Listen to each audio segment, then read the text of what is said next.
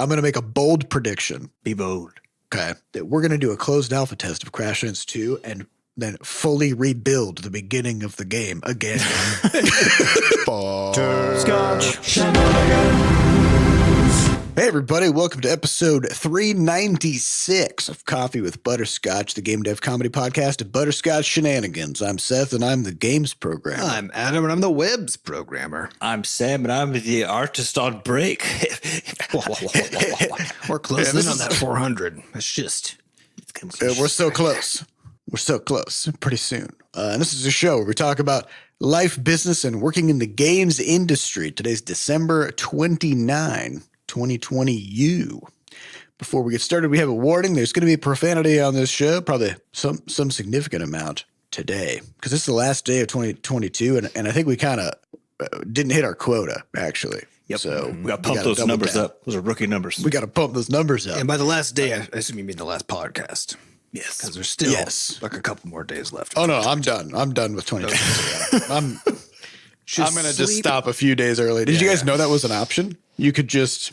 I didn't know you could just opt out. You could just opt out of the entire rest of the year. What is your practical approach to doing that? Is it a sleeping through it? Is it a refusing to believe the date on the clock and just say it's the 29th for the next 2 days? Or I like that. Yeah, it's like how people do with birthdays, you know? Yeah. You can be 29 for quite a while. Just be a little flexible about it. Yeah. Yeah.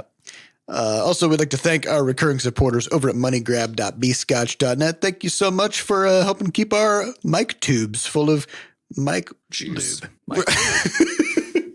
Yeah, you know, it's like a well-oiled machine. Yeah, you got to lubricate those microphone gears. Yeah, microphone grease. That stuff's really hard to get off of things, though, so be careful when you're It greasing is. the microphone.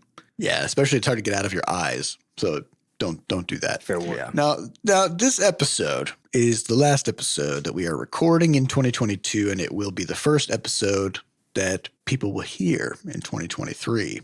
So we're going to do what we usually do with an end-of-year episode, which is we're going to do a little retrospective. We're going to look back at 2022 and what happened. What did we do? And then we're going to make some predictions about what the next year will bring. Is that a pros? Because there's a retrospective. Is that a prospective? That doesn't. Yep, seem we're going to do a 2023 prospective.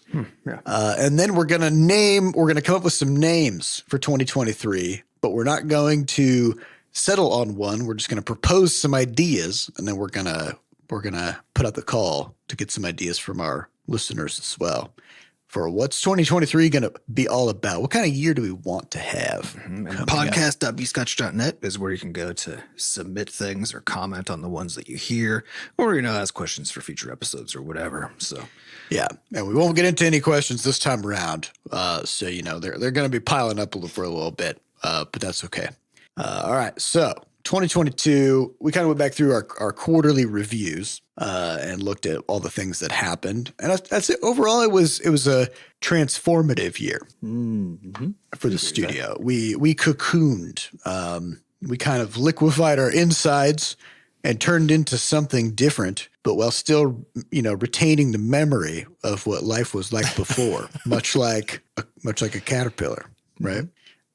So at the end of last year, we had wanted to start to scale up and be able to add people to the development team and also change some of the issues that we were having with development that we've always had, which is that programming was always just a really big bottleneck for us.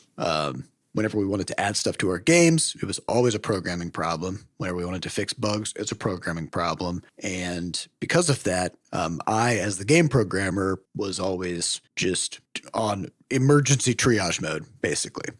It also meant that our cycle times were very long. Cycle time is the concept of you have a new idea of something you want to get into the game. How long does it take to actually have it in the game? And so if we really wanted to, we could get something added to the game in like a day, but the average cycle time is like 6 months because we could come up with ideas way, way faster than we could implement them. And so it was easy to kind of convince ourselves that, look how fast we are. We thought of this thing and we got it in a day. But meanwhile, we've got cards sitting in Favreau that have been sitting there for months and months and months, gathering dust.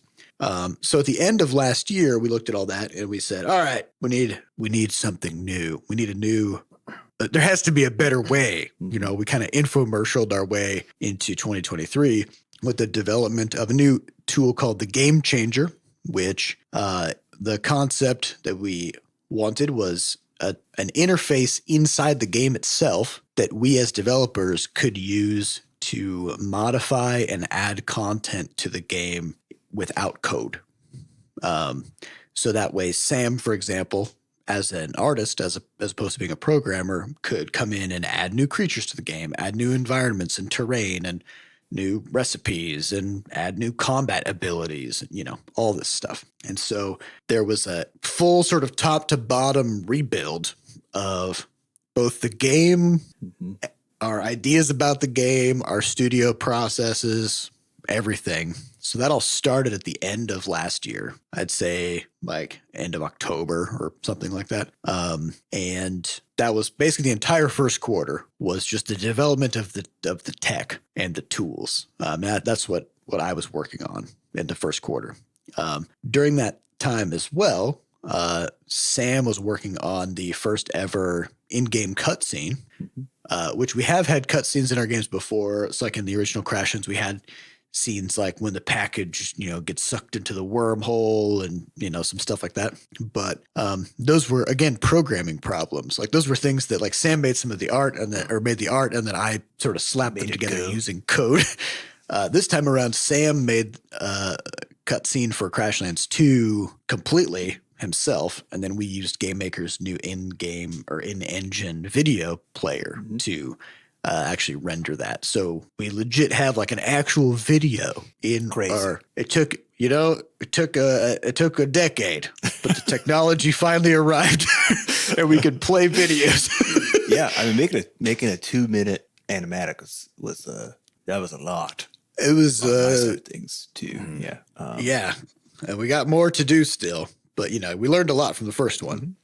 So it should be a little faster next time around, I think. Yeah, so I think the biggest thing to me as far as like the last year has been that it's really, if you look at how things happen, it's basically the fact of the strategic decision to go for the Game Changer, and then the results of having that tech are really what ended up kind of spilling out into really all of the other things. So even, you know, we have Stitch Desktop now, which Adam worked on for a couple months, getting an actual desktop application running such that Seth and I, and then again, additional people who aren't tech people. So our audio team, our narrative team, and then our any other contractors and stuff who are working with us don't have to do anything around versioning of Game Maker itself, which is a complicated thing to manage.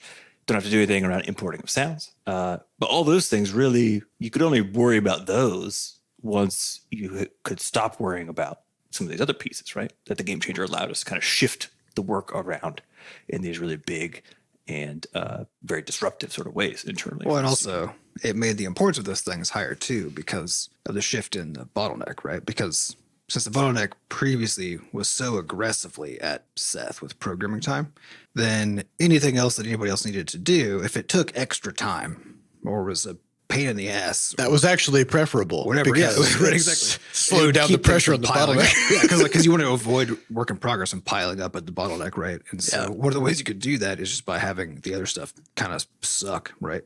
Because you can just rely on people time to develop manual processes and their own like manual ways of doing the work and checking the work and making sure it's all ready to go before it goes in. But as soon as that pressure was relieved, so that now there's kind of now instead of just there being one kind of global bottleneck, there's just now different kinds of bottlenecks, right? So now we now have like a content bottleneck and a programming bottleneck as kind of separate entities. Mm-hmm. And so when it comes to content now, basically like as fast as people can get stuff out, like that's as fast as they can get it into the game, at least for stuff that we already know how it works. And so now all of a sudden the fact that some of that stuff was hard to do or now we need to solve that. Yeah, problem. now needs to be solved. Yeah, because DevOps tells us, you know, that any improvement you make that isn't an improvement to your bottleneck is an illusion. Mm-hmm. Right. At best. And I think at worst, we'll just at worst it causes way more problems, right? And so we did, I mean, and I think if you follow the trajectory of the kinds of improvements that we've made, something like the Game Changer was kind of the natural next step because we had been making tons of improvements for me to be able to get my work done. And that was largely thanks to the work that Adam and Shure and Jordan have done with QA, with the tooling, with the game pipe, with all that stuff, where it's actually kind of crazy how, back when when I was the game programmer only and we didn't have all these tools, I would make the builds on my machine, trigger them by hand, type up the patch notes by hand, submit those builds to Apple and Google and check them and, and like check the QA or check the like bug reports. And it was just it was like 80% of my time was not just like working on the game itself. Right. And now it's like 99% of my time is working on the game. Right. And so we've alleviated all that stuff, but, a bottleneck is a bottleneck, no matter how big or how small, because if that's where all the work gets funneled into, you can't scale. You just can't scale it, right? Yeah. Well, I think that's kind of where I think we ended up then, which is that, through this year, we talk about like you make improvements that are very local oftentimes to your situation, right? So you get like a couple extra percents essentially here, a couple extra percents there. And it does add up certainly over time, frees up more time, allows you to make even more improvements. But every so often you come across one that actually is a jump to just this is the difference, the idea of a local versus a global maxima, right? A local one being like getting to the top of the hill that you're currently on, but a global one being the tallest peak that there is. Period. It's you can get really good at doing things the way that you currently do them, and there is a maximum efficiency there. But then at some point you've got to just completely change what you're doing and how you're doing it in order to reach some new, order of magnitude of output, right? Yeah. And so that was what the Game Changer was all about. And I think it's allowed us to do that too in a very big way, which has been great. Yeah, it's also been kind of a mind-bending shift in just how to think about the team and how to think about how we design things and how we implement things. And we've learned a lot from that. So some other stuff that happened kind of earlier in the year was Jordan really took a lot of ownership of the QA role of the lead QA and put together tons of really interesting tools and tech to help the rest of our QA team manage device coverage and stuff like that to make sure that we're doing like a rotating like schedule so that we have like we know that like every game will be played on every OS within some time frame as like new versions of the OS come out, and also like with different control schemes. Like, when was the last time we had somebody like test like Quadrupus Rampage on Android with a controller, and like that's guaranteed now that we have that kind of coverage. Which previously, we had lots and lots of holes there. So, so we got all of that stuff too. So that was kind of like the very beginning of the year. And then once the Game Changer got up and running, then it was sort of like data migration time, because we had this new tool and this new kind of way of working on stuff in the game, but the game was already made. Like we already had all these game systems put together using this old hardcore programming approach as opposed to the Game Changer approach. Well, there was also another piece too that we kind of skipped over, which was cake frames, which was in order to build the Game Changer. Seth needed to solve another problem, which was it's just a huge pain in the ass to make user interfaces. As in user interface meaning like buttons with text on that you click on, and stuff like lists you see of in things. game that's info basically. Yeah. Well, and actually there's one specific difficult part about making interfaces, which is just the layout problem. What makes interfaces challenging is that you have things that are kind of like nested inside of each other and that also only exist in space relative to other things. So like if you're programming in a game world, then you can be like, oh, there's a rock here at this location, right? And then you could say, all right, now I want this other rock to be at this other location. And those two rocks don't have to be sort of like anchored and tethered together necessarily. So like if one of them moves, the other moves, right? Or if one rock gets bigger, the other gets smaller. You don't do any of that stuff when you're like building an environment. But when you're building a menu, you'll be like, all right, I have a window and now I want a button in the window. And then I want another button next to that button. And they should both just be the right size so that they sort of together collectively span the width of the window. Well, and then, Which and then means- what happens when you change the language because you have localization, right? And then also, How does what's your the words text change, right? resize? How does your text fit? What happens if when you wanna- flip from a 2x1 fucking phone to a 1x1 iPad or whatever, right? Like, Yeah. Does everything just rescale nicely on its own? And so interfaces just have this sort of self-referential recursive layout problem where stuff needs to know where other stuff is and where it needs to be inside of Windows, and all this stuff.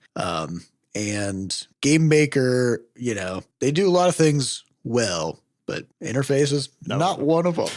and you hear that complaint basically like it's Any such a game classic engine. game engine complaint is that UIs are weirdly just hard to do and underserved by the engine makers, so that kind of everyone's on their own to figure it out. Yeah. And so a lot of the time, actually, I'd say about half the time going into building the game changer at the beginning was actually in building Cake Frames, which was this interface management system.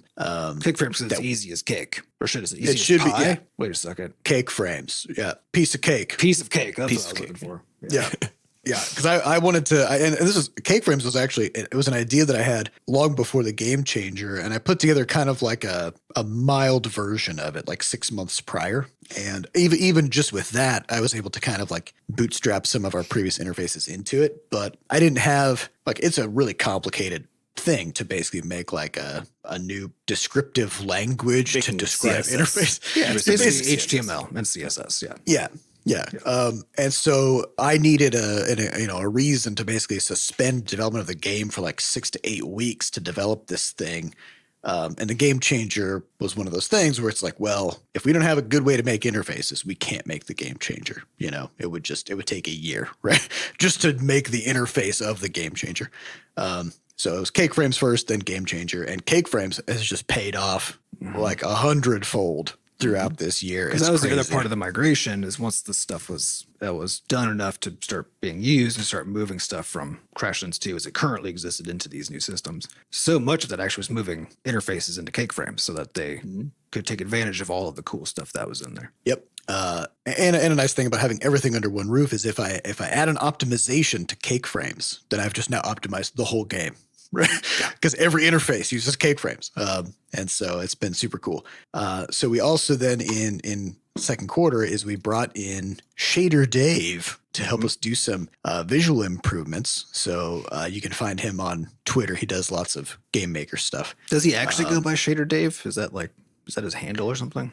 No, it's like a really funny. It's something about like burning pants on fire. It's like some kind of comical Twitter handle. I guess when Sampa is so Sampy, when you hear this part of the podcast, when you're producing it, figure out what the link is to his Twitter. Put it in there. We don't really tweet, so like we're not that familiar with his Twitter handle, but we know that he's active on there. We also just call him Shader Dave. So like we just call him Shader Dave. I just now realized I was like, I don't even know if I don't know what his last name is. I don't know. It's Shader. Well, his last name is Dave. His first name is Shader.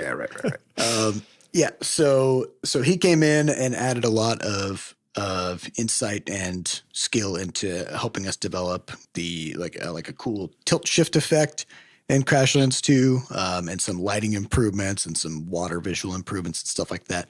And so that was super fun. This is actually, I think, the first time we brought in an outside party to just like work on the game code alongside me. And it was fun because it's fun to kind of hear his perspective on how we do things relative to, because he's a contractor who works with lots of other studios and stuff. And so he's seen it all, right? Mm-hmm. And for example, he's exuberantly pumped about Cake Frames.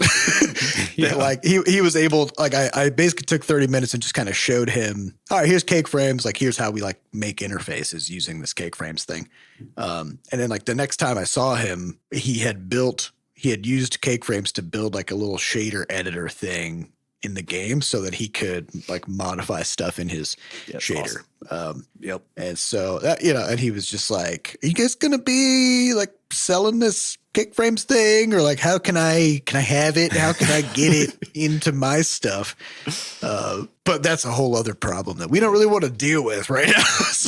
so we're not. So that's been super cool. And we've also spent a lot of time, earlier in the year and kind of just throughout the year, working on improvements to a lot of our game pipe stuff. So like we got the game pipe moved into the cloud. Mm-hmm. And the game pipe is our build deployment system so that, when I want to send out a patch for the game, a new version of the game, I just type a command into a command line and then boom, the game pipe makes it go onto all these devices, and then our QA team gets alerted and they test it and stuff. But up until June, I think it was, end of June, the game pipe was actually a bunch of computers in my basement. It's like they'll joke about the cloud, right? It's like the cloud is just a computer in somebody else's warehouse. It was right? it actually still was in the cloud. It was just Seth was the cloud, I'm the cloud. Look at me. Yeah, but actually up until that point, we weren't actually really. It was like everything was on all the time, right? Like it was ready to go in case it was needed. But but Crashlands 2 had been fully migrated to a cloud game pipe basically, and that's all we needed to make builds of for months, right? And it was basically that since the other games had not yet been migrated to the cloud pipe, then we just kind of kept those things running, just in case we were going to need them. And at some point we were like, can we just make it so that we just turn these things off, and once we need to republish one of our old games for some reason, we just migrate it to the cloud pipe at that point, and that's what we did. Yeah, to Shure's credit, he was like, yeah, we could do that. Sure. Yeah, we could do that. Well, because it kind of hit a point where I'm like, I've got like these just 5 computers or 6 computers in my basement just running 24/7. Just constantly, yeah. I don't like that. I feel like that's not great. It's a good thing you got those solar panels, man. Got those solar panels. They don't help so much at night, but it still mitigate the power cost. Yeah, it's like 100 watts per hour per computer to just kind of idle there. Yeah. And then while making builds, of course, it spikes up to. Have you found that this winter your house has been colder because you don't have that extra furnace of PCs running in your basement? I don't know. Although, you upgraded your whole AC system. We upgraded our HVAC system last year. So I don't know. We changed too many variables at once, and now the experiment is bogus.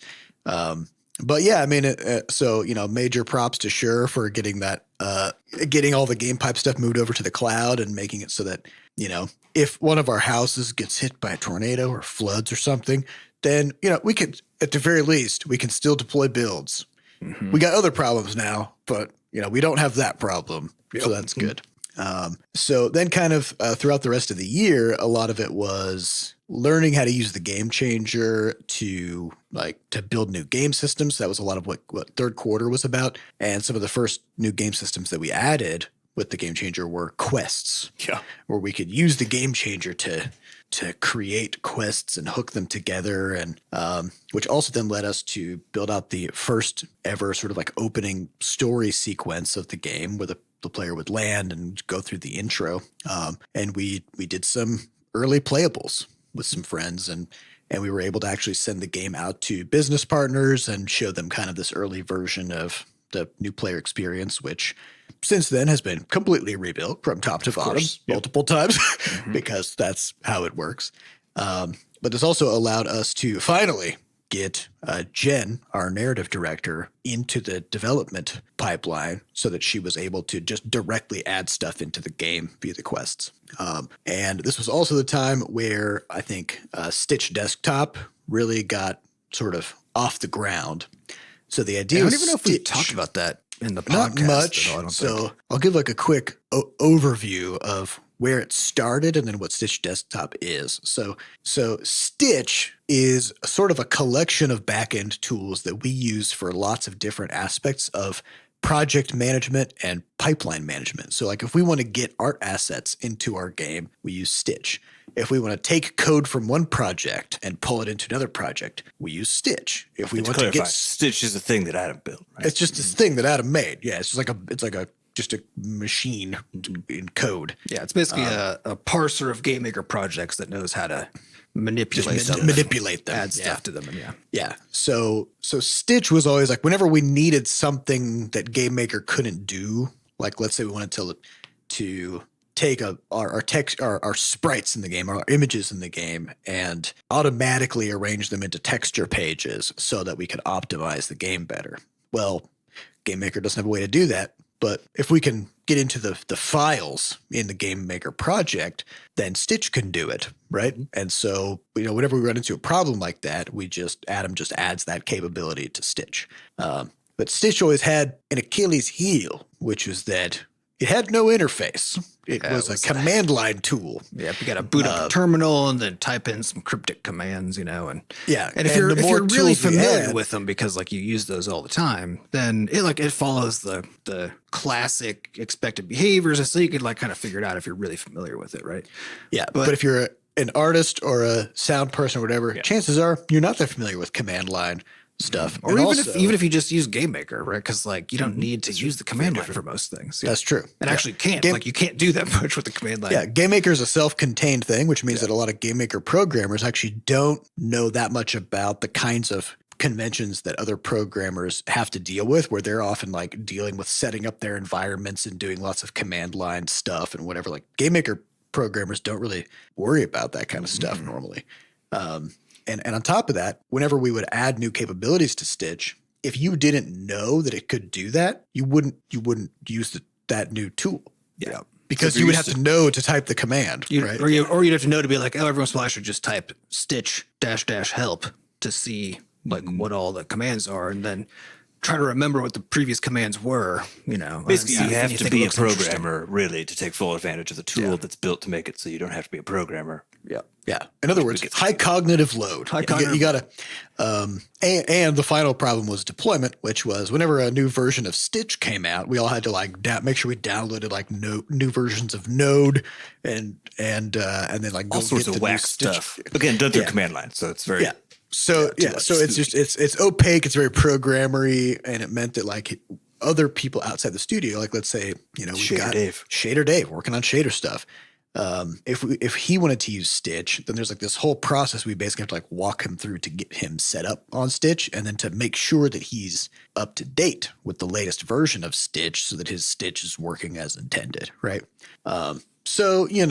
This is I've often sort of ranted in the past about how like programmers often make solutions that are programmer solutions but not people solutions, right? And it's like Stitch was working well enough for us as a programmery kind of solution, but again, it's a scaling problem. If we wanted to reduce the cognitive load and also to make it so that we could onboard other people into using Stitch so that they could become a better part of our team, we would need to solve that problem. So Adam started working on Stitch Desktop, which is a graphical user interface standalone application that is Stitch, but with actually like you can just see it in a window and interact with it that way. Yeah. And one of the biggest reasons for this is as soon as you have multiple people on the team, you have basically what's I think referred to in programming circles, or at least the way we talk about it, as configuration hell problem, which is to say, do you have all the right stuff to be able to be working on the project that you're trying to work on?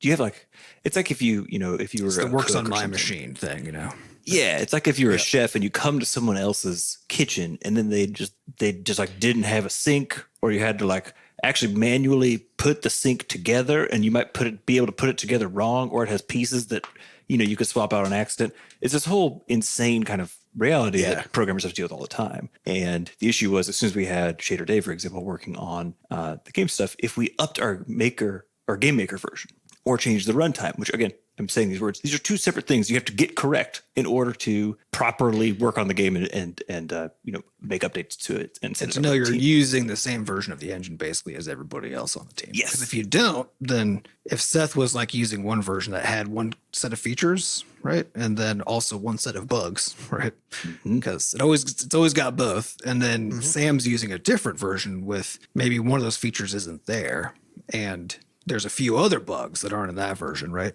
And then all of a sudden Sam boots up the game and weird stuff starts happening, right? Then the question is, well, why was that happening? And now part of the puzzle of unraveling the mystery is a check to see, what version of things are you on, right? Are we on the right stuff? And if the answer was the wrong one, how do you update it, right? Where do you go? And so this is actually the first thing to solve was like, okay, make it so it's really easy for us to actually just be on the same version. Can we just not have this be a problem? And when I say this is a problem, it's one of those things where, again, if you're running a studio, you often don't think about the not making games part, how drastically it impacts the making games part, which is to say that this particular problem would come up about once a month. And depending on how sharp we were about it, could take about 20 minutes for Seth and I to solve, but always throw us off our game because you're trying to do something. And then it's like, gotta go do this.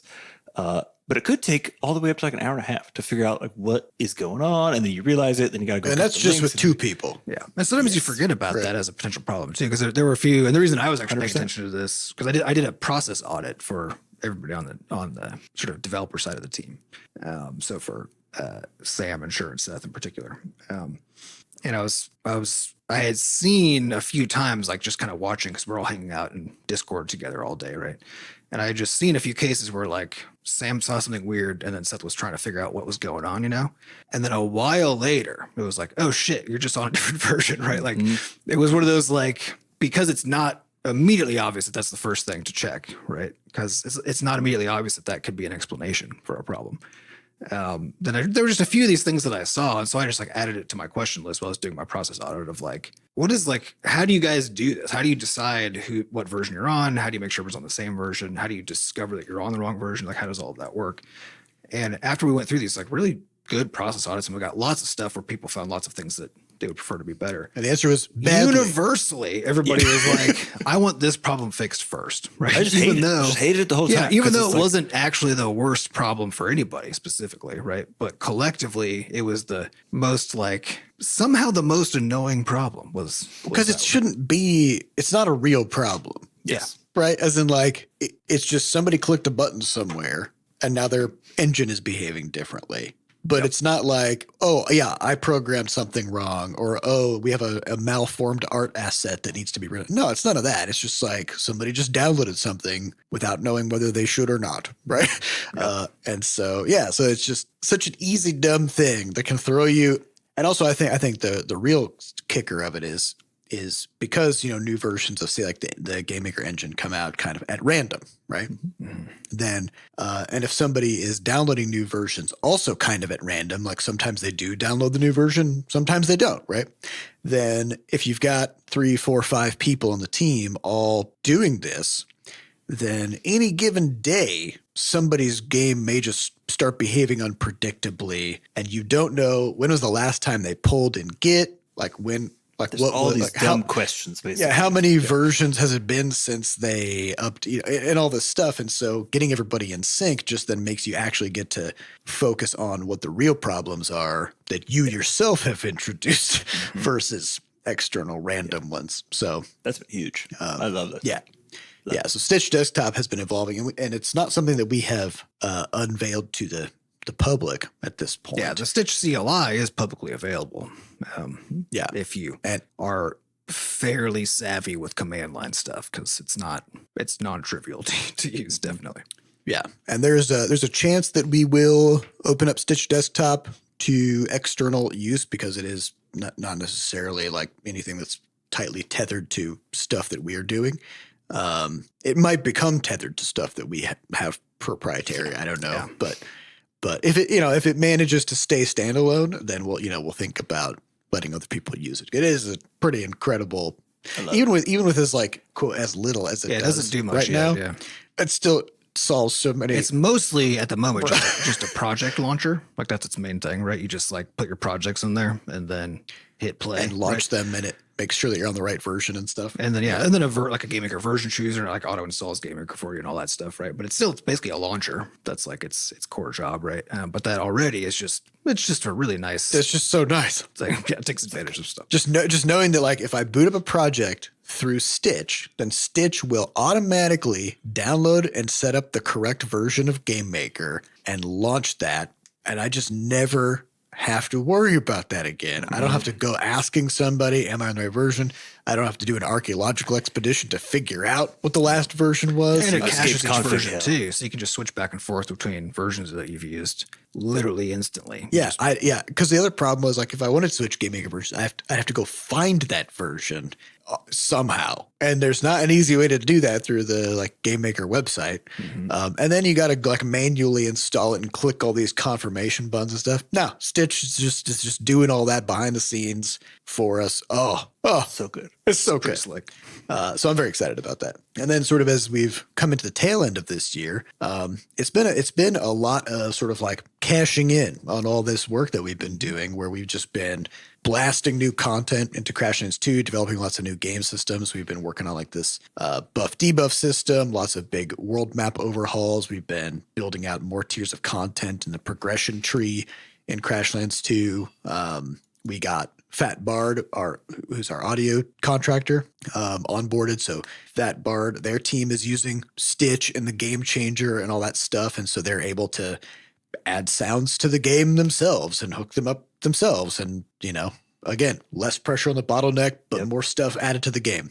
And so overall, it's just been, it's been very much that kind of like hockey stick graph when it comes to production, because basically nothing happened for quite a while we were developing all these tools for like the first half of the year.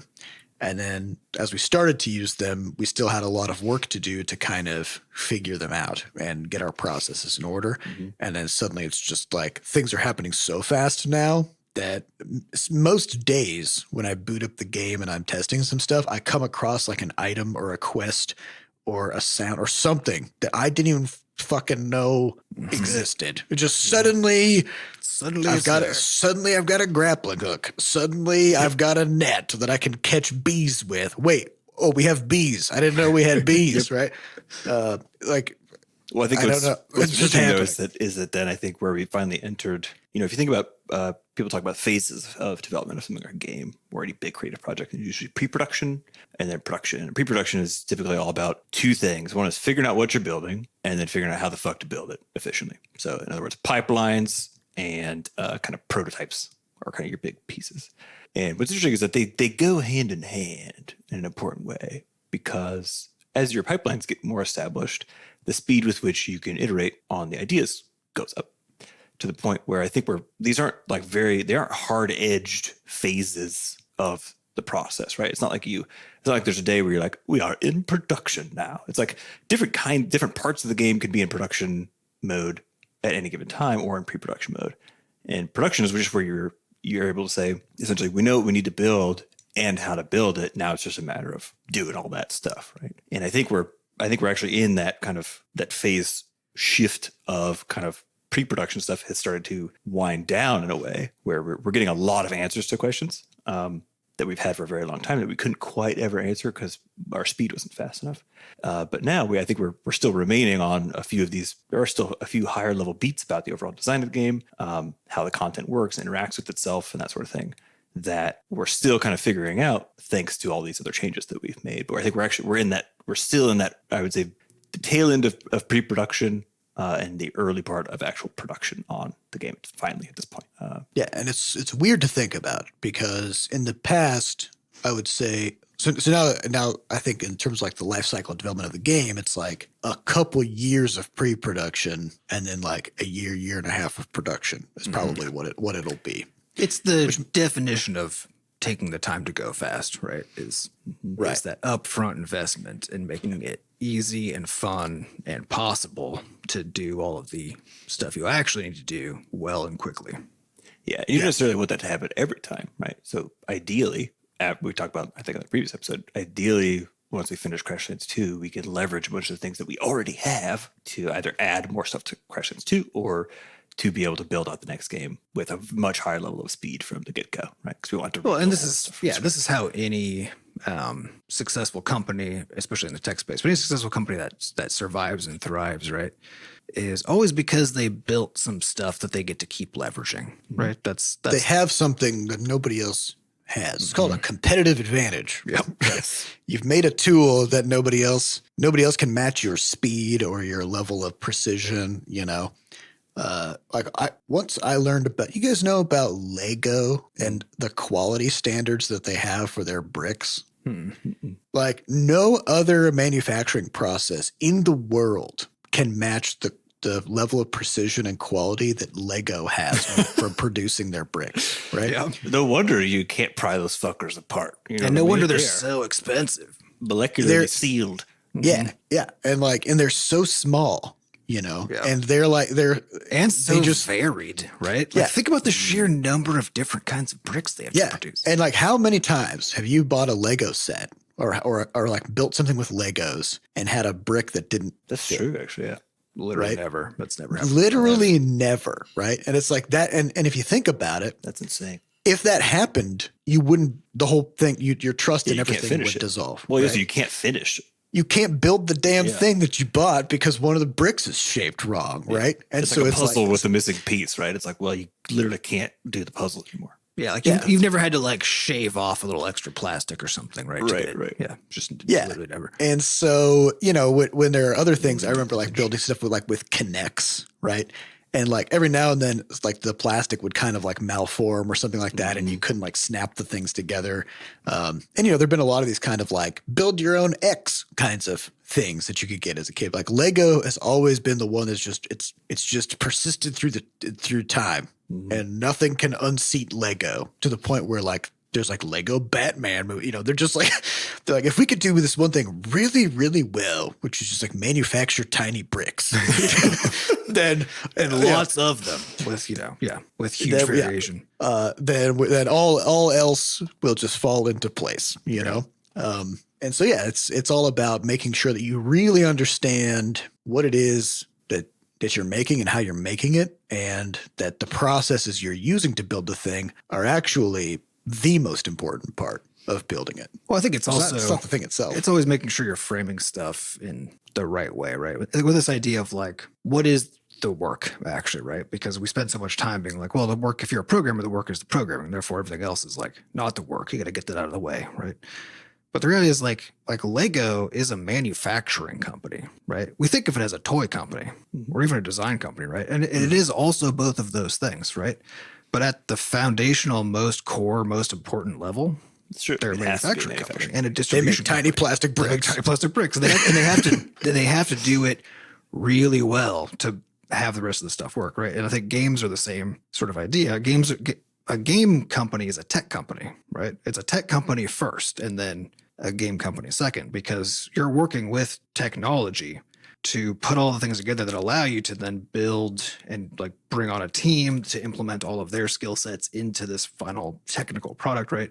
And then to finally deliver it in a relatively bug-free way across lots of platforms, right? On timetables forced upon you by third parties and all this kind of stuff, right?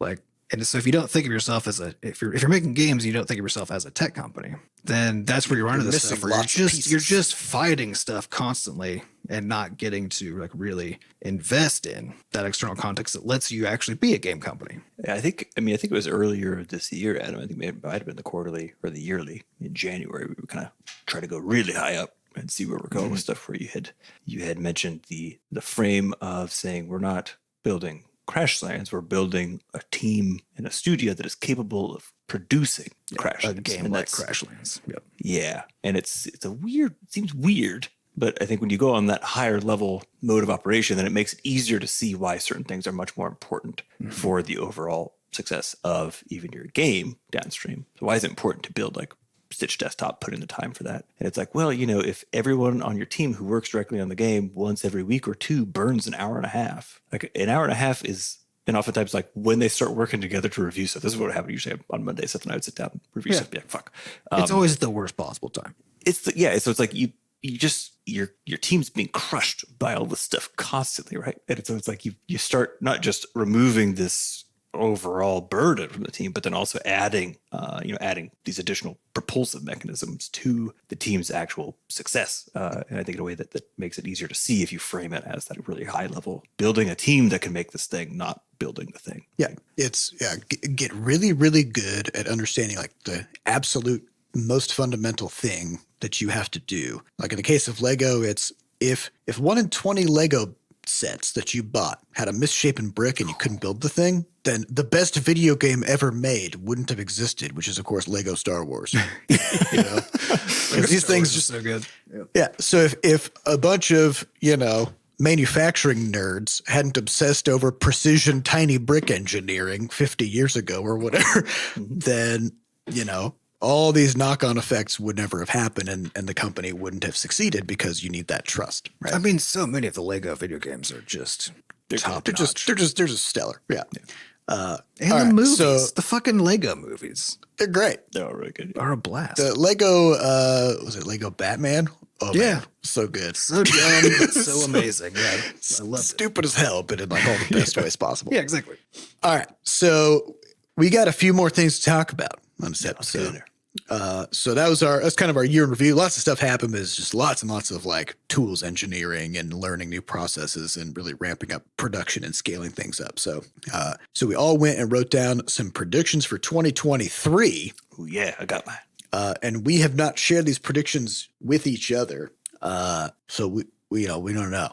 So we're going to talk about them. So we each made some predictions about what we're going to do in the studio and also what's going to happen in the industry at large. Yeah, and before we get into our studio predictions, I do want to say this is the first time I'm trying to like think about like what I'm hoping for like the team, that kind of stuff. This is the first time that I sat down and didn't feel like, and my predictions weren't actually focused on how do we make too many things are too hard. So what will we be doing to make those Things less really hard. hard, horrible things much better? Like literally this time I was like, oh no, what are we? Like what is going to happen? Because it actually all and turned out for me to be about like what's happening more at the business level than at the doing the work level. Yeah. So I think so let's go through and each of us just say your three, and then we'll discuss sort of the pile. That way we don't have to get into each one sort of like with too much time as we can. So my three are, we're going to figure out how to sign a deal that's a big deal. At least that's my hope for the next year. One way or another. Who knows? So partner with some publisher or platform that really like Yeah. elevates goals- the game and the studio and Yeah, because the goals for Crash is to come out in 2024-ish. And so it's like First thing basically. first thing. So that needs to happen this year, definitely. So I'm putting it on my list for sure.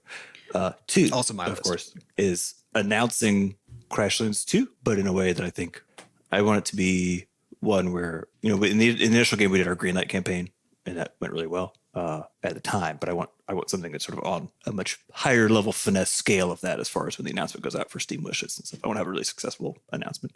And then the third one is experimenting with additional art power. So we've now brought in an extra programmer on the game. Potentially bring in a contractor for some additional art power at some point. I think it's just feeling like that might be a also thing have we're that going to one. need to do. And I think we're just about at the point where we actually could once we move a few of the additional tools into Stitch Desktop. So those are my three studio ones. okay. So Sam hit two that Adam already had. So Adam, what's your third I one? made a few though, so I actually have two. I have two left. Okay. So one of them is, and these are actually kind of things like I hope happen. Sure, yeah. And I think that they will be able to, based on how like my time will need to be used, which is I think my time will get kind of freed up in like the second quarter of 2023. Yeah. So one of the things that we've talked about a lot in the studio is some sort of more generalized form of the game changer, which isn't even necessarily about games actually, but is about like managing Data management. managing well-described data at a project kind of level, and finding ways to make that really effective and collaborative and that sort of thing. So that's something I hope to start exploring this year and figure out like what that could look like. And then kind of related to that, Rumpus has been in this weird, like the Rumpus website, the Rumpus sort of system, has been kind of untouched for like a long time, like 9 months, right? And because of kind of how we're looking at our business plans for Crashlands 2 and seeing that like it's actually really hard to have this cross-platform login system because so many platforms don't want it and They actively and, fight like, us on actively it. fight us on it, right? That we've kind of pulled back our sort of web-oriented designs, right? And so that also kind of meant we're like, oh, well, that means it's kind of like we don't need to really do anything with Rumpus because it works. It's still powering Levelhead and all of our other games, right? And so we just kind of let it sit there. And I've already started kind of getting it back into shape so we can start like deploying it and updating it again. But in doing so, and with all the stuff that I learned over the past year, I'm kind of seeing how we can still kind of, once it's tuned up a bit, reorient it for our continued developer use and for things like if we want to hook up web stuff to Stitch Desktop and that kind of thing, right? That we can still use it to power what the studio is doing, maybe just less in a like in a consumer focused way, right? It is that's great the as other part. a, Like, as a I think developer Rub's going to tool. get pushed further as a developer tool this year. Guys, Great. Cool. Yeah. So that's what you got. All right, so my three, one was the big unveiling of Crashlands 2, which Sam already mentioned. I also am predicting that by the midpoint of the year, so by the end of June, the numerical amount of content in Crashlands 2 is like the number of items and recipes and stuff will surpass the amount of content in Crashlands. Oh yeah. Yeah. That'll be easy, I think. Because it's straight up like a month and a half ago, it was at like 10%, and now it's at like 50. Yeah. well, that's going to happen like So next month, basically. now that we have a roadmap for how the progression will work in Crashlands 2 and stuff, like the volume of stuff in this game is just blasting off. So I'm very excited about that. And then I also I'm going to make a bold prediction. Be bold. Okay. That we're going to do a closed alpha test of Crashlands 2 and then fully rebuild the beginning of the game again Yeah, that's correct. for like the fifth time. Because that's what you do, right? It doesn't. got it. If you build 60 hours of game, but no one could play through the first 30 minutes, Because it's Doesn't boring matter. or confusing or it sucks. I mean, I hate that fact, because I think once you've been designing a also game or true. working on it for a long time, you're like, but I want to make the new stuff. But it's like it's First new. impressions matter the most. Yeah, You know? the reality is if other people can't even experience the current stuff, it's all new to them. So Yeah. you got to optimize Well, there first. and there's kind of an unfortunate development philosophy that kind of creeps in the industry, which is the idea that like most players will never play any game for more than 10 hours. So those 10 hours better be really, really good. And then after that, you have enough kind of buy-in and forgiveness from the player that you can kind of have some jank. Right. Because you've given the player enough context and tools and stuff that they can figure out their way around maybe some awkward shit that you've got at hour 20 or something.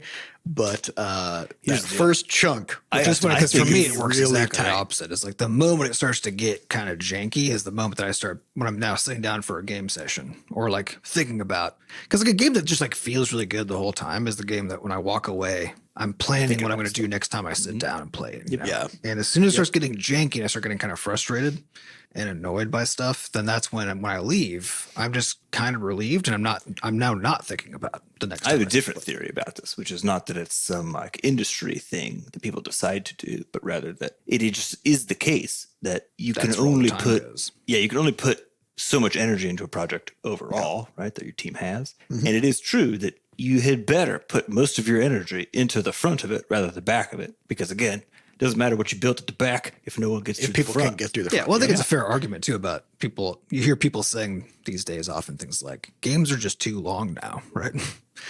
And I do think there's some truth to that. Not just from there's from a lot of angles. There's some truth to that, but I think the one from a developer standpoint is that you can't realistically do a lot of good design and then because designs also require testing, right? Even if everything actually does work, right? Whether it delivers the actual intended experience and then whether that intended experience is actually even good, right? Are all things that themselves need testing. And because every change to a game cascades into all parts of a game, as you're changing the game, you just realistically can't retest 60 hours or 80 hours of content over and over and over again, right? You cannot do it. There's not enough human time in the world because in the end, it needs to be tested by people because That's who the final endpoint is the human experience. Like, is this actually good? And so you just can't. And so Sam, I think you're I right. think I games think aren't just too long. realistically, I think- you just test stuff at the beginning because that's you need to, but also that's else the can you part do? that gets experienced the most. Like, what else can you do? Yeah, Yeah, I don't think they're too long. I think they're generally too boring, but that comes down to the jank. I think it's kind of the same, Yeah. yeah, it's one of those things. Well, this is the perpetual problem we had. Like, we would get that one point of feedback from the original Crashlands where people talk about it being a grind, not everybody, right? But that was like the most common complaint that we got about the game was that it was grindy, right? And at one point we did just reduce the costs of crafting material or crafting stuff by like 40%. So you just wouldn't have to go out and collect as much stuff, right? And Didn't do anything. it changed nothing, right? And it's like, okay, that taught us some things, right? About like, what is a grind actually? Yeah, it's a bigger design problem than just And it's that Not like, usually an economy problem, actually. it's not an economics problem. It's I have only one next move to do, and it's going to take me 20 minutes. And it's not That's a grind. particularly interesting to do. If I have 10 choices and I pick the one that I'm really interested in and it takes me 20 minutes, I'm fucking pumped about those 20 minutes. Yeah, It's not a grind. and if interesting stuff happens, even if you only have one thing to do, but if like while you're doing it, interesting stuff happens that cool keeps the you whole time. engaged, that's also fine. It's not a grind anymore. Yeah. So a grind is just having work to do with very little choice in the matter. That's what a grind is. It's chores, is what it is. It's chores. Yeah. So how do you make your game not have chores? Like that's the kind of thing that we learned from Crashlands. But again, like that just comes from just people playing the first chunk of it and then complaining about it. All right. So let's talk about industry predictions. So I'll start with mine. What's going to I only happen in got the one, games so, industry? Okay. Yeah, good. Do yours then, because you got one. Oh, okay. Yeah. I think the AI art reckoning is it's underway, and I think this year, because it extends to it's both art and VO voiceover in particular, is I think it's actually even the more fascinating one. I think it means two things. I think one, there's going to be a lot more quote unquote fully voiced indie titles next year. I think wasn't it like a Rick and Morty game that just came out? They had an AI voiced character. High on Life. They used AI voice to like as stand-in basically during production, right? So you And then they're just like, oh, it's good enough, and they just left one of them. They left one of them in, Yeah. So there's one fully AI voiced. Apparently, they say it's a minor character. They don't say who, of course, but it's a minor character. So my guess is that it's going to lead to just that fact that there's a lot more fully voiced things in this next year, like in places where you would production values where you wouldn't have expected it, right? Because it's extremely expensive to do fully voiced games, like extremely. Well, and it requires also really tight production because it is so expensive and it's really hard to change, right? You can't just change a voiceover, right? You have to get it re-recorded, which is very expensive. And so you can't really do it unless you either from the very beginning have a full design that you don't really deviate from, right? Or unless you can afford to like really like overhaul it as you go, or if it's all done at the end, like once the game is, and you just have stand-in stuff up until that point. Yeah. So that's my guess on that side, and then on the art side, it's kind of similar. So I've done a much more experimenting with AI art over the break. I'm pretty dubious about it from because it doesn't solve any of the actual integration challenges, but it does solve sort of just making some stuff, Sort of a concepting, really. concepting, or just like in some very one-off assets almost.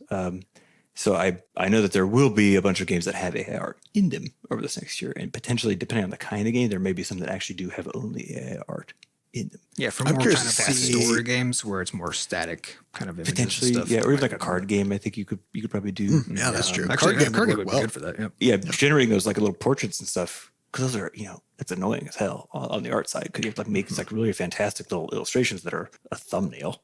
But they all Which have is to be what good. AI is great at. Yeah. Now that you mentioned that, I'm like, man, I could use cake frames and some AI art and just make a card game. No, for real, you can make a card Yeah, game in we can. 15 minutes. But I think the actual reckoning side of it is basically is coming as far as The what this impact on means them. for artists and industry and how much anger there's going to be about it. Well, and if there's going to be, some kind of a legal Yes. issue where like, are we going to have laws coming down about I don't know. It's the There mind already blowing have thing. been some. Yeah. Yeah, but the crazy thing about it is like the arguments that people make against AI also apply to people. Yes. Where they say like, you can't use AI because it's violating copyright, because all it does is look at a bunch of other artists' work and then make new art using that, like what it learned from those. And it's like, Well, I that's think what actually- a person does. I think a very direct one that is much more conveniently adjacent to AR is this idea of what's called photo bashing, which happens a shit ton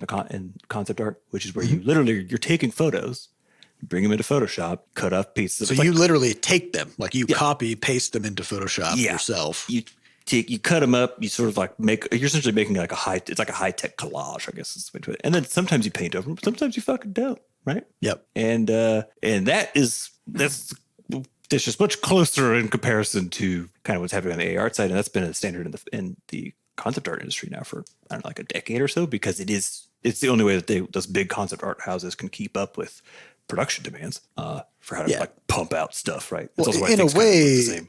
yeah, in a way, this is a lot like the kind of like debates about 3D printing that people had, where like if you're a manufacturer and you've got this specific product, right, and then somebody can just 3D print that thing, right, then you're mad about it, not because it's necessarily a problem, but because it's bad for you, for business. Yes, right. It's not like a societal problem necessarily that somebody can just like make their own figurine of a character, like a Warhammer character, as opposed to buying it for $100 or whatever the fuck, right?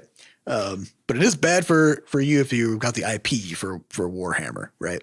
So there's a lot of those kinds of shakeups happening. it's gonna get real weird. Yeah, it's gonna get real weird and messy, I think, this next year.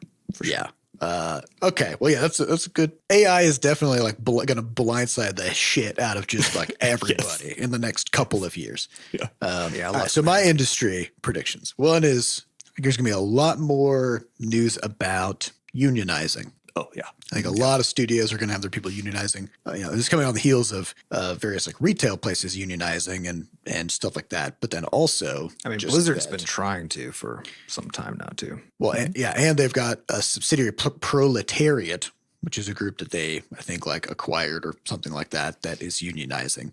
I mean, it's got the name. They got the name. Exactly.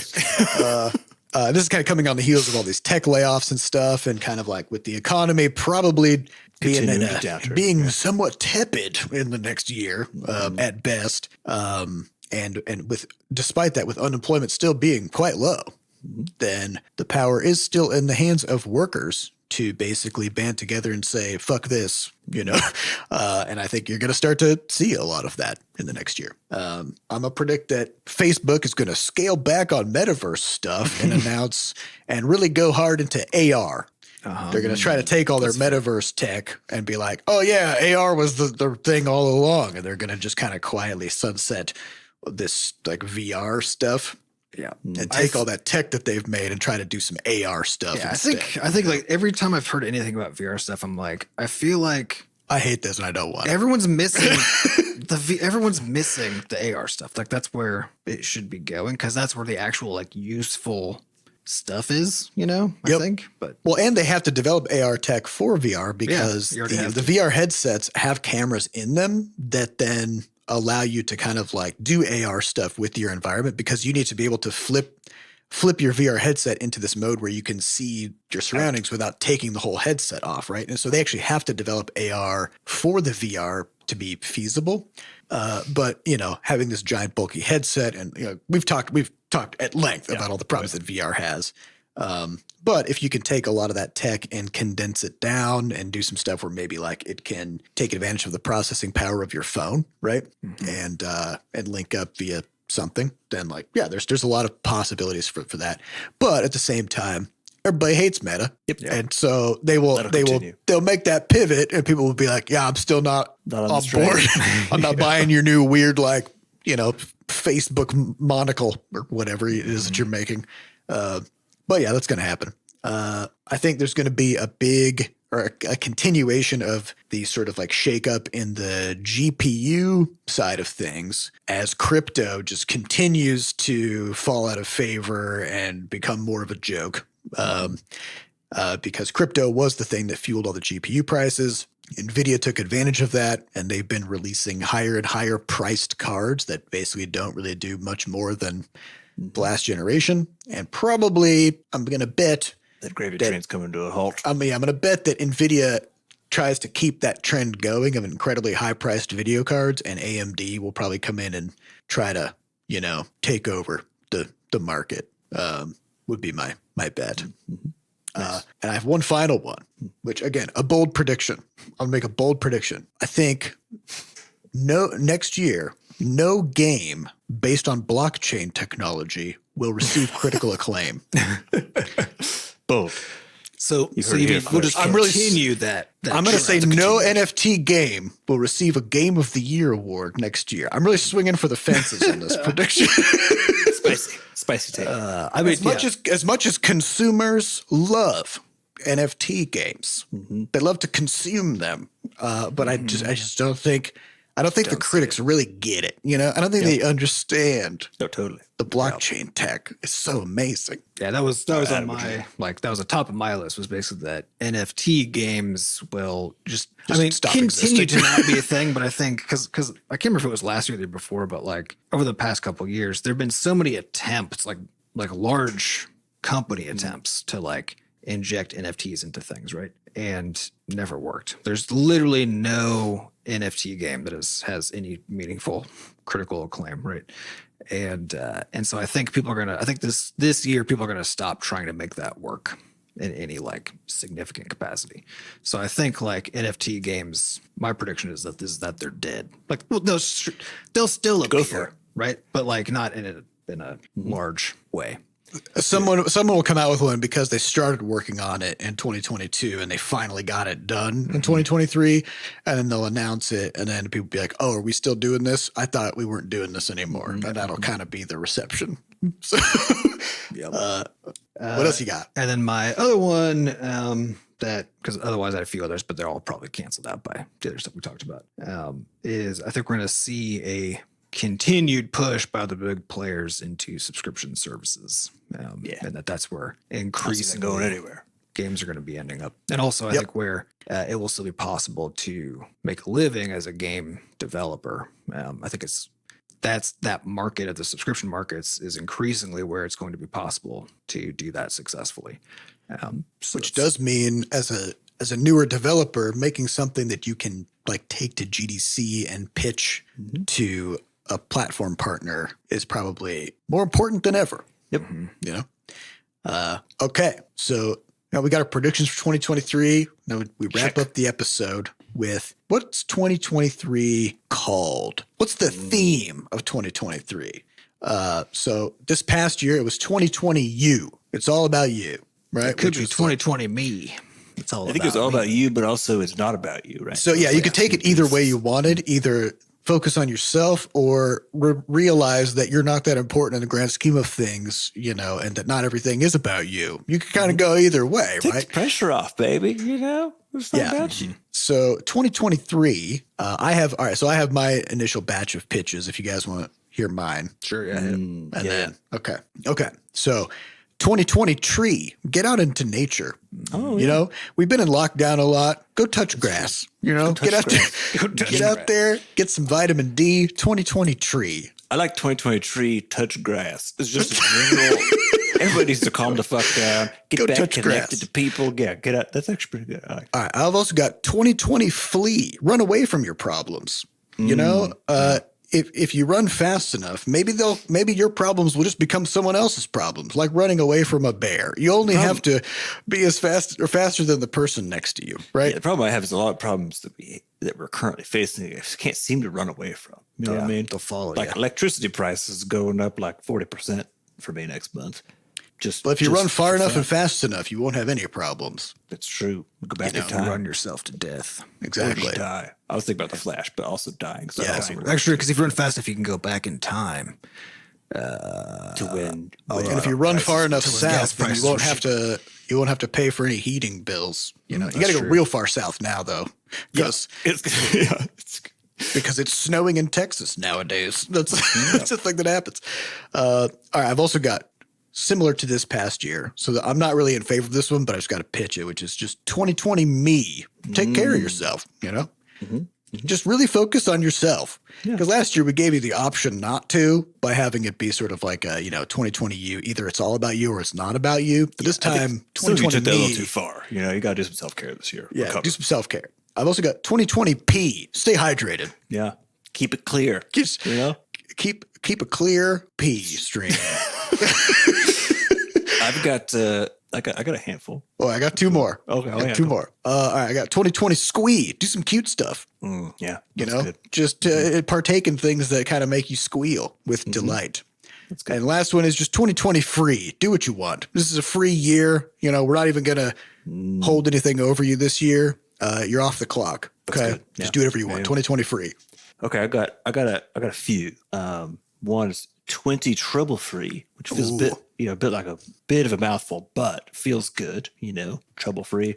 I feel like troubles, you can put that on anything. It's not just problems, because problems are problems, right? But troubles. You don't want to be troubled. You don't be troubled about the things that you got problems with, You're going to have problems. Do you have to be troubled about the problems? No. Which kind of implies like just take care of just get ahead of it. Take care of your stuff in advance so that you just don't have any troubles.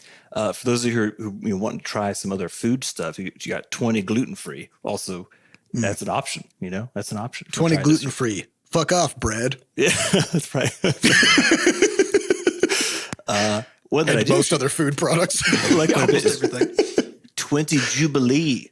20 Jubilee. Don't pay your debts. Don't pay your debts. But also, it's more like clearing of debts. You know what I mean? It's clearing of debts more so than don't pay. But then you don't have to pay. Yeah. Yeah. What actually happens is the debts are cleared during a Jubilee. Not everybody just stops paying. They're just so it'd be like 20 Jubilee. Get out from under it, Yeah. Really, but it also means that there's all kinds of because people also in their social situations, it's hard to avoid like kind of a, tit for tat kind of transactional natures of aspects of relationships, and just give. Just fucking let it go, just let it go. 20 just Jubilee. let it go. Yeah. And then 2020 Glee, which is kind of like 2020 Squee in a way. So, they're kind of the same. Just have a good time. Get pumped. Just have a good time. Yeah. Sing songs in sync with your teenage friends. That's right. That's 2020 Glee. What do you guys think? Any one of those sticking out? There's also 2020 Mac and Me. Ooh, Watch it. Does it hold up? Does it hold up? That's the 2020 Mac and Me. Does it hold up? That's the theme of this year. May or may not. Probably Have does. you guys seen the Paul Rudd Yes. Mac and Me thing? Sam, have you I have seen not, this? but I'm taking a note and I'm going to go watch it. It's every time he goes on to, what show is it? Is it the Conan. Conan? Yeah. Every time Paul Rudd is promoting a movie, he goes on to Conan, and Conan will be like, all right, let's pull up a clip from the movie. And instead of a clip from the movie, Paul Rudd has submitted the clip from Mac and Me where some kid in a wheelchair goes flying off a cliff into a lake, and then the alien face pops up into the camera and is all surprised about this thing that just happened. Okay. And this is every single time. He's done done it it 20 times. Yeah, it's like a lot of times. And it just gets better every time. Also, I remember seeing that movie. I don't remember a scene where someone in a wheelchair flies I also off a do cliff. not remember that. All I remember is the fucking because they're drinking like Pepsi out of the moon, right? Is like how it opens or something. The moon full of Pepsi? Is The moon's the moon's like full of Pepsi or something. The movie was like a McDonald's sponsored product placement movie or something. Yeah, it was fucking weird. Yeah, and so they jammed it was a in lot the of 90s. fast food kinds of everything was references. an advertisement for everything that was going to kids was an advertisement for toys or something. Yeah. So I want to wait until we get some feedback from our listeners and hear what they think. Okay. I want to mull this over. So, you can go to the discord.gg/bscotch, discuss stuff there in the podcast channel, or throw it in the podcast.bscotch.net suggestions or questions area with what you got. If you got predictions for 2023, or if you have themes/names for 2023, we want to hear them. If you get some good ones, we'll talk about those, and then next episode we will unveil what 2023 is going to be. All right. Well, that's all the time we have for this last episode of 2022. We'd like to thank our producers Fat Bard and Sampa Acosta for putting the podcast together, and thanks to our community moderators who keep our Discord running. To get more involved in the Butterscotch community, just go to podcast.bscotch.net, where we have links to the Discord, a way for you to donate, and links to the archives. Thank you all for listening. We'll see you next week. Goodbye.